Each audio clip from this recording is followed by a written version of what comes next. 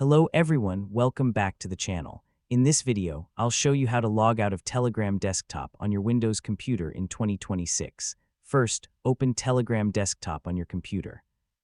Make sure you are already logged in to your Telegram account. Now look at the top left corner of the screen and click on the menu icon with the three horizontal lines.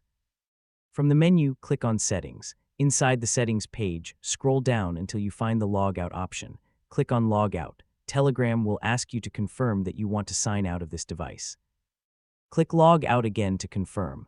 After a few seconds, your Telegram account will be removed from the desktop app and you will return to the Start Messaging screen. This means you have successfully logged out of Telegram Desktop. Logging out is useful if you are using a shared or public computer or if you want to switch to another Telegram account.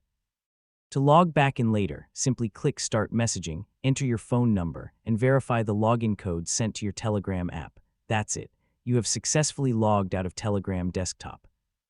Thanks for watching. If this video helped you, don't forget to like, subscribe, and I'll see you in the next video.